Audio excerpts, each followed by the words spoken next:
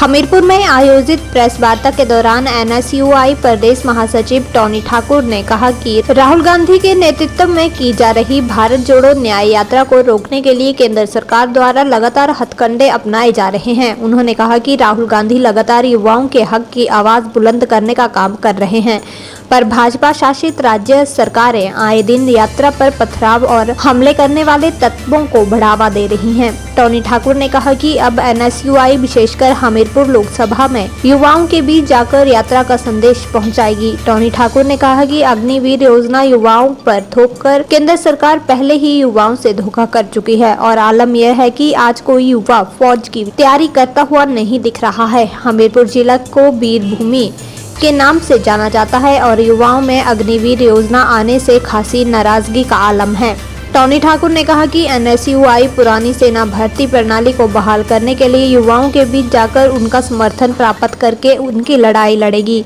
उन्होंने कहा कि युवा आगामी लोकसभा चुनावों में केंद्र सरकार को पूरा हिसाब किताब चुकता करेंगे। इस प्रेस वार्ता में टोनी ठाकुर के साथ उनके साथी शिवांशु धीमान, शुभम सहोत्रा, अंकित, नीरज, शुभम आडवार और लक्षित मौजूद रहे।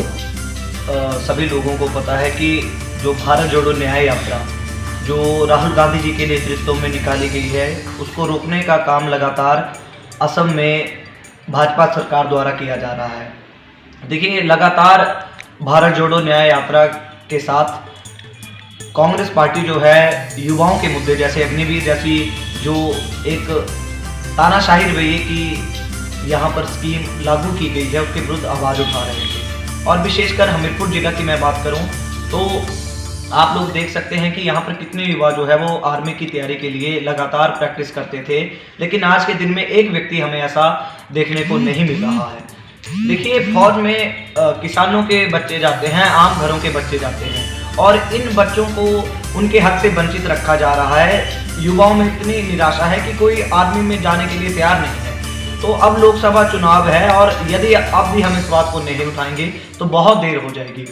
NSUI युवाओं के बीच में जाकर अब जो भारत जोड़ो न्याय यात्रा है, इसका जो एक संस्करण है वो हमीरपुर जिला के अंदर हम लोग शुरू कर रहे हैं और युवाओं के बीच में जाकर हम लोग जो हैं वो युवाओं की आवाज़ को बुलंद करने का कार्य करेंगे और उनसे बातचीत कर जो आगामी लोकसभा चुनाव है, क्योंकि आगे यदि अब हम इस बात को नहीं उठाएंगे तो बहुत देर हो जाएगी और उनकी आवाज़ को उठाने के लिए हम लोग पुरजोर तरीके से उनका समर्थन प्राप्त कर उनकी बात को उठाकर ज़रूर इस बार लोकसभा चुनावों के अंदर युवा जो है वो इसका जवाब जो है वो केंद्र सरकार को दे। धन्यवाद।